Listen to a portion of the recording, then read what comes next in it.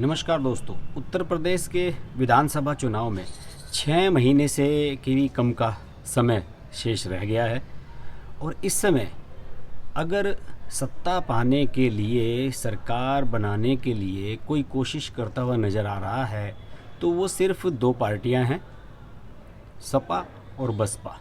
सब लोग जानते हैं कि जब 2022 का विधानसभा चुनाव होगा तो बीजेपी के सामने सबसे बड़ा चैलेंज ये दो पार्टियां ही बनकर उभरने वाली हैं। लेकिन फ़िलहाल इन दोनों पार्टियों की जो स्ट्रेटजी है, चुनाव लड़ने की जो इनकी पॉलिसी है, वो मुझे बिल्कुल फोकस्ड नज़र नहीं आ रही है। They are totally lost. वो बिल्कुल एकदम विफल हैं इस चीज़ को तय कर पाने में कि हमें 2022 का विधानसभा चुनाव किस तरीके से लड़ना है और किस तरीके से हमें आगे इसमें बढ़ना है। देखिए, मैं आपको साफ साफ तौर पर कुछ फैक्ट्स बताता हूँ। इसमें पिछले 3 विधानसभा चुनावों का विश्लेषण करते हुए मैं आपको आंकड़ों के आधार पर ये बताने की कोशिश करूँगा कि कैसे सपा और बसपा बीजेपी को रोकने में विफल नज़र आ रही हैं फ़िलहाल आंकड़ों के हिसाब से। अगर मैं बात करूँ तो देखिए, 2007 में मायावती ने पहली बार उत्तर प्रदेश में अपनी पूर्ण बहुमत वाली सरकार बनाई थी जब वो चीफ मिनिस्टर बनी थी। उस समय बसपा को 30% के आसपास वोट मिले थे। देखिए, अगर आंकड़ों की बात करूं तो 2007 का जब विधानसभा चुनाव हुआ था तो टोटल 45.96% वोट डले थे, यानी कि 45.96% टोटल वोटिंग हुआ था। और बीएसपी को, बसपा को 206 सीटें मिली थी। ये उनके इससे पिछले चुनाव के मुकाबले 108 सीटें ज़्यादा थी। इससे पिछले चुनाव में मैं नहीं जाना चाहूँगा क्योंकि बसपा 206 सीटें लाकर 403 विधानसभा टोटल सीटें हैं यहाँ पर, और 206 सीटें आप ला रहे हो तो आपकी एब्सोल्यूट मेजॉरिटी की सरकार बन जाती है। इस तरीके से मायावती एब्सोल्यूट मेजॉरिटी की सरकार चलाने में सफल रही। 2007 के विधानसभा चुनाव में समाजवादी पार्टी को 97 सीटें मिली थी, यानी कि 97 सीट्स मिली थी, जो उनके पिछले रिकॉर्ड से कम थी। 97 सीटें कम थी इससे पहले मुलायम सिंह यादव की जब सरकार हुआ करती थी। इसके अलावा बीजेपी तीसरे स्थान पर थी, जिन्हें 51 सीटें मिली थी और उनकी 37 सीटें कम हुई थी।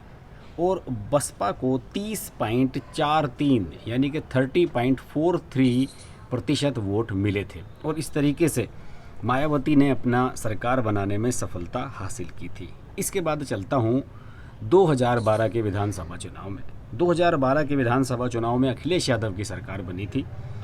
उस समय टोटल 59.40% वोटिंग हुआ था, यानी कि लगभग 15% अधिक वोट डले थे 2007 से 2012 के चुनाव में। और समाजवादी पार्टी ने 127 सीटें ज़्यादा हासिल करते हुए 224 यानी कि 224 सीटें हासिल करके एब्सोल्यूट मेजॉरिटी हासिल कर ली थी और अखिलेश यादव सीएम बने थे। मायावती की पार्टी बसपा की 126 सीटें घटी थी, 126 सीटें माइनस हुई थी और उन्होंने केवल 80 सीटें हासिल की थी 2012 के विधानसभा चुनाव में।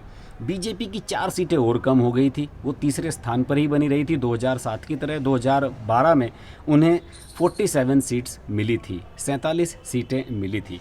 और समाजवादी पार्टी का मत प्रतिशत, जो वोट्स मिले थे समाजवादी पार्टी को 2012 में, वो मिले थे 29.15 यानी कि 29.15%, जो बसपा को 2007 में मिले मतों से भी कम था। लेकिन सीटें इन्होंने ज़्यादा जीती थी। 2007 में बसपा को 206 सीटें मिली थी, जबकि समाजवादी पार्टी ने 224 सीटें लेकर सरकार बनाई। इसके बाद 2017 का जो चुनाव आया बिल्कुल एब्सोल्यूट अलग था, एकदम सिनेरियो सारा चेंज हो गया। तीसरे नंबर पर रही पार्टी 2007 में और 2012 में तीसरे नंबर पर रही भारतीय जनता पार्टी एकदम से पहले स्थान पर आ जाती है और बहुत भारी मेजॉरिटी के साथ सरकार बना लेती है। देखिए, 2017 में कुल 61.24 यानी कि 61.24% वोटिंग हुआ उत्तर प्रदेश में और भाजपा ने 312 सीटें जीतकर सरकार बनाई, जो कि उनके पिछले रिकॉर्ड से 265 सीटें अधिक थी।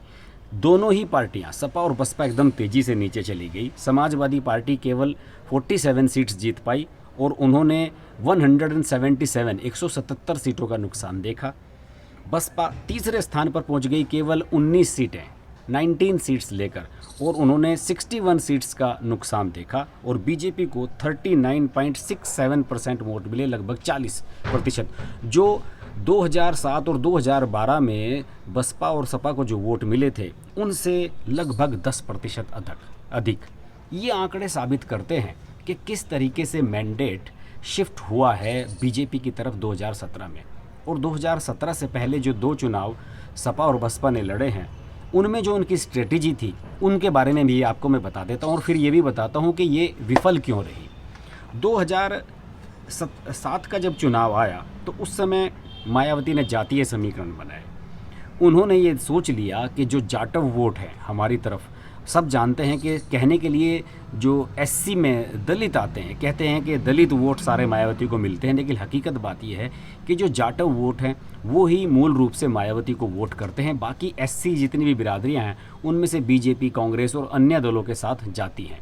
तो इस तरीके से मायावती ने उस समय ब्राह्मणों को बहुत टिकट दिए, लगभग 100 लोगों को टिकट दिए ब्राह्मणों को। इसके अलावा किसी सीट पर अगर जाट ज़्यादा हैं तो वहाँ जाटों को दे दिया, अगर कहीं राजपूत ज़्यादा हैं तो राजपूतों को दे दिया, कहीं यादव ज़्यादा हैं तो कुछ जगह यादवों को भी दिया। इसके अलावा अन्य ओबीसी बिरादरियों में से कुछ को सिलेक्ट किया उन्होंने, लेकिन उनका मेन आंकड़ा यही रहा कि ब्राह्मण और जाटव वोटों का कॉम्बिनेशन उन्होंने बनाया और सफलता हासिल की। मायावती की एक बात ये भी थी कि मायावती ने जब 2007 में टिकट बांटे थे तो उस समय ये साफ सामने आया था कि जिन लोगों को भी टिकट मिले हैं उन्होंने टिकट पहले लिए हैं और मायावती की पार्टी बाद में ज्वाइन की है। और यही स्ट्रेटेजिक फेलियर रहा मायावती का, क्योंकि ये सब लोग केवल सरकार के साथ जुड़ने के लिए आए थे, ना तो इनका कोई पार्टी का कैडर था, ना ही ये पार्टी के पुराने कार्यकर्ता थे। ये सिर्फ जानते थे कि एक समीकरण बनेगा कि हम ब्राह्मण प्रत्याशी हैं या हम ठाकुर प्रत्याशी हैं या हम जाट प्रत्याशी हैं, हमें इतने प्रतिशत जाट वोट मिल जाएंगे, इतने प्रतिशत मुस्लिम वोट सपा के साथ चले जाएंगे और हमारा सीधा कॉम्बिनेशन बन जाएगा जीत का। और ये सब लोग इसके बाद छिन्न भिन्न हो गए। आज इनका पता नहीं है कि ये सब लोग जीतने वाले, इनमें से अधिकतर कहाँ गए। किसी ने भाजपा ज्वाइन कर ली, किसी ने सपा ज्वाइन कर ली, किसी ने कांग्रेस ज्वाइन कर ली, और कुछ को मायावती ने बाहर का रास्ता दिखा दिया। 2012 में समाजवादी पार्टी ने भी कुछ ऐसे ही किया। जब अखिलेश यादव चीफ मिनिस्टर बने, उन्हें लगभग 31% वोट जरूर मिले। अखिलेश यादव की पार्टी को 30% के आसपास ही मिले थे, हालांकि 30 से भी कम बैठता था उनका। लेकिन उन्होंने जो फोकस रहा उनका इस तरह का फोकस रहा कि उन्होंने, अब वो जानते थे कि Muslim vote bank, Yadav vote bank ये हमारी असली थाती है, ये हमारी असली प्रॉपर्टी है।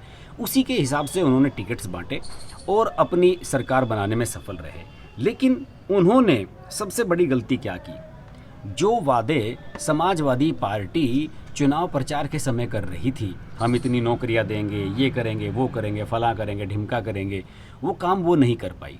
अखिलेश यादव ने कुछ डेवलपमेंट से जुड़े हुए काम जरूर कराए, लेकिन वो आखिरी के 1-1.5 साल में जब उनकी सरकार जाती हुई नजर आई, ख़ासतौर से जब मुजफ्फरनगर का दंगा हुआ और ध्रुवीकरण शुरू हुआ और मुजफ्फरनगर के दंगे ने सारे उत्तर प्रदेश का सिनेरियो चेंज कर दिया, उसके बाद उनकी आंखें खुली और उन्हें ये लगा कि अब सरकार मेरे हाथ से निकल सकती है, तो अब लोगों के बीच में जाना चाहिए, डेवलपमेंट के नाम पर कम से कम हम वोट तो मांग सकेंगे। लेकिन इसमें देर हो चुकी थी।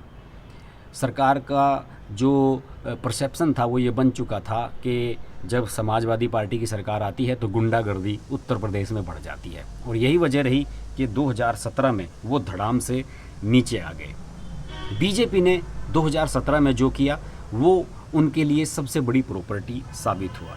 देखिए उन्होंने कैसे, उन्होंने स्वर्ण जातियों पर फोकस किया। बीजेपी के बारे में वैसे भी ये राय बना दी गई कि ये स्वर्ण जातियों की पार्टी है, तो बीजेपी ने सोचा चलिए साहब, हमें अगर बनाई दिया गया है स्वर्ण जातियों की पार्टी तो हम स्वर्ण जातियों पे ही फोकस करते हैं।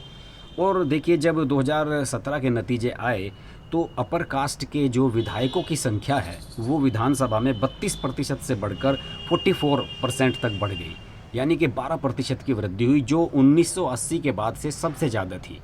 1980 में जब कभी कांग्रेस की सरकार रही होगी, उस समय के बाद पहली बार उत्तर प्रदेश की विधानसभा में स्वर्ण विधायकों की संख्या बढ़ गई और उन्होंने 40% के करीब वोट हासिल किए और 77% सीटें उत्तर प्रदेश की बीजेपी ने जीत ली। और ये एक बहुत बड़ी ऐसी रणनीति थी बीजेपी की जिसका तोड़ बसपा के और सपा के पास उस समय भी नहीं था और आज भी नहीं है। क्यों नहीं है? दोनों परेशान हैं कि करें तो क्या करें। आंकड़ों और फैक्ट्स की अगर बात करूं तो इस समय जिस स्थिति में बीजेपी उत्तर प्रदेश में है उसे हराने के लिए बसपा और सपा को दोनों को इतने वोट चाहिए जितने उन दोनों के मिलाकर बनते हैं। जितने वोट्स उन्हें पिछले चुनावों में मिले हैं, विधानसभा चुनावों में, अगर उन सब को जोड़ कर देखा जाए तो उससे भी ज़्यादा वोट उनके दरकार हैं बीजेपी को हराने के लिए जिस स्थिति में आज बीजेपी है। और दोनों ने 2019 के लोकसभा चुनाव में हाथ मिलाकर देख लिया कि किस तरीके से उन्हें विफलता का सामना करना पड़ा। और सारे जितने भी जातीय समीकरण थे, जातीय समीकरणों में बीजेपी ने धर्म और राष्ट्रवाद का इस तरीके से मिक्सअप किया है कि जिसकी काट बीजेपी बसपा और सपा के पास बिल्कुल नज़र नहीं आ रही है। इसके अलावा बीजेपी ने कुछ और भी चीज़ें एक्स्ट्रा की हैं, जैसे कि एक चमत्कारी नेतृत्व देना। कुछ ऐसे चमत्कारिक नेता बीजेपी के पास हैं जिनके नाम पर वोट मिलते हैं। अमित शाह हैं, नरेंद्र मोदी हैं, योगी आदित्यनाथ हैं। कुछ ऐसे फेसेस हैं उनके पास जिनके नाम पर लोग वोट दे सकते हैं, जिन पर लोग बिलीव करते हैं कि हाँ ये हमारे हित में काम करेंगे। और इसके अलावा बीजेपी ने एक और चीज़ें शुरू की। बीजेपी ने शुरू की कि जो भी प्रत्याशी चुनाव लड़ेगा वो सेल्फ फंडिंग से लड़े। पार्टी से उम्मीद मत करे कि पार्टी उसे पैसा देगी। दूसरी ओर दूसरी पार्टियों में परंपरा ये रही है कि टिकट ले लो और पार्टी आपको फंड चुनाव लड़ने के लिए पैसा दे देती है। मायावती तो उल्टा ही करती हैं, पहले प्रत्याशियों से पैसा लेती हैं टिकट देने का, और इसी वजह से उनकी रेपुटेशन ख़राब हुई है। तो बीजेपी ने वो कई ऐसे काम किए तो इसकी वजह से अब फिलहाल जो स्ट्रेटजी में सपा और बसपा जाते हुए मुझे नज़र आ रहे हैं, जो वो काम कर रहे हैं, ब्राह्मण सम्मेलनों का आयोजन कर रहे हैं, अपर कास्ट को जोड़ने की कोशिश कर रहे हैं। दूसरी ओर अखिलेश यादव तुष्टीकरण वाली पॉलिसी पर चल रहे हैं। मुस्लिम तुष्टीकरण वही उनके लिए घातक साबित होती है हर बार, और इस बार भी यही होने जा रहा है। तो फिलहाल मुझे ये नज़र आ रहा है कि उत्तर प्रदेश में सपा और बसपा के पास कोई स्ट्रेटजी नहीं है और वो अब तक ये फिगर आउट नहीं कर सके हैं कि 2017 में जिस वजह से बीजेपी जीत कर आई थी, और क्या हम कोई ऐसे मुद्दे हैं जिन्हें हम हाईलाइट कर सकें कि बीजेपी अपने इन कामों को करने में विफल रही है। ऐसी कोई स्ट्रेटजी उन्होंने नहीं तैयार की है। वो सिर्फ जातीय उधेड़-बुन में लगे हुए हैं और इसी वजह से मुझे ये नज़र आ रहा है कि अभी फ़िलहाल बीजेपी को मुझे लगता नहीं कि उत्तर प्रदेश में कोई परेशानी होने जा रही है। अगर कोई चमत्कारिक गठबंधन या गठजोड़ नहीं होता है तो फिलहाल उत्तर प्रदेश के बारे में वीडियोस की जो सीरीज़ है उसे आगे बढ़ाते हुए एक ये नई कड़ी आपके सामने पेश कर दी है। अगर उत्तर प्रदेश के विधानसभा चुनाव से जुड़े आपको वीडियोज़ और देखने हैं तो मेरी पूरी प्लेलिस्ट है, 100 से अधिक वीडियोज़ में पड़े हुए हैं। अगर आपको मेरे वीडियोज़ अच्छे लगते हैं तो इन्हें लाइक करें, शेयर करें, सोशल मीडिया के माध्यम से शेयर करें। और अगर आप मेरे चैनल के साथ जुड़ना चाहते हैं तो चैनल को सब्सक्राइब करें। लाइव जुड़ना चाहते हैं तो नोटिफिकेशन के लिए बेल आइकन जरूर प्रेस कर लें। व्हाट्सएप ग्रुप में जुड़ना चाहते हैं तो मेरी गोल्ड मेंबरशिप ले लें और देखते रहें हर्ष की बात लाइव। नमस्कार। अगर आपको हमारी वीडियो पसंद आई तो वीडियो को लाइक करें, चैनल को सब्सक्राइब करें और नोटिफिकेशंस के लिए बेल आइकन को प्रेस करें।